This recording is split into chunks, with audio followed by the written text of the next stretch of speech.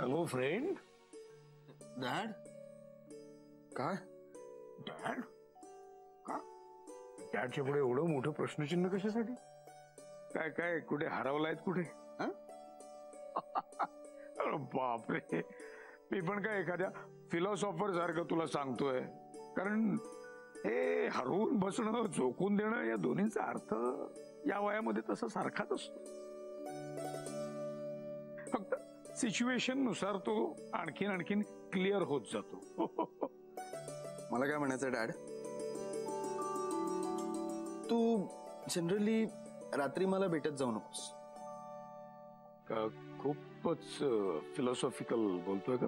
खूप. मी काय नाही, काम करत होतो लॅपटॉपवर, आपल्या इव्हेंटची तयारी, बस बाकी काय नाही. अच्छा, देखो बच्चा, हमने आपको दोस्त जरूर बनाया है, फिर भी रिश्ते में हम आपके बाप हैं.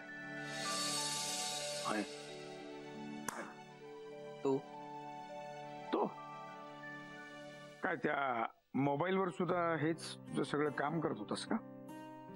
बघू इकडे. काय तुला नक्की काय पाहिजे? तुला चहा पाहिजे का, कॉफी पाहिजे का, लेमनेड? उत्तर हवंय मला.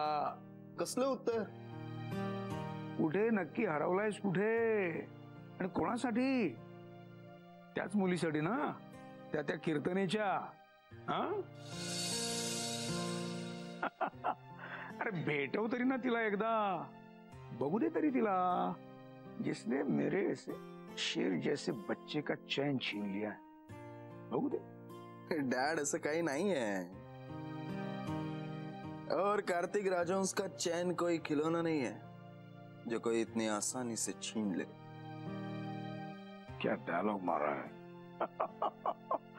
अच्छा, मतलब चैन नहीं छीन लिया है? नाही, मग मला वाटतं की तू या अशा मुलीशी लग्नच करू नकोस.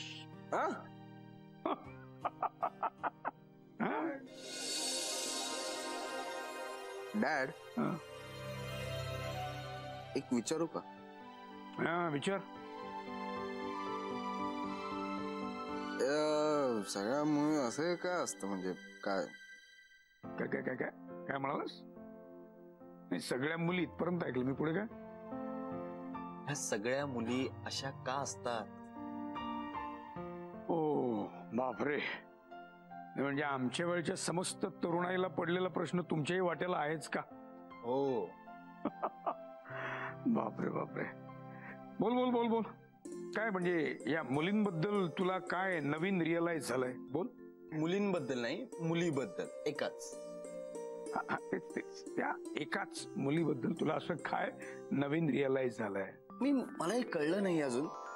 जेव्हा तुम्ही एखाद्या मुलीच्या मागे असता तेव्हा ती दूर जाते, आणि जेव्हा तुम्ही तिला इग्नोर करता तेव्हा ती तुमच्या जवळ येते. आय मीन, ही काय रिव्हर्स सायकोलॉजी आहे? काय कळत नाही, काय भानगड आहे? मित्रा, काय भानगड आहे नाही, काय गंमत आहे असं विचार. गंमत? आणि तसं असेल तर मग ही योग्य वेळी दूर जाण्याची आणि पाहिजे तेव्हा मागे पळण्याची कला तुम्हाला लवकरात लवकर अवगत करावी लागेल, तरच तुम्ही यशस्वी होऊ शकता. आणि मला असं वाटतं की या सगळ्यामध्ये मुली जरा जास्त पारंगत असतात. सो स्मार्ट बना आणि या सगळ्यापासून शक्यतो लांबच राहा. अगेन एक फिलॉसॉफिकल लाईन. प्रेम ही गोष्ट तुमच्या करिअरवरचा फोकस हलवते. हे सत्य आहे. It's a truth.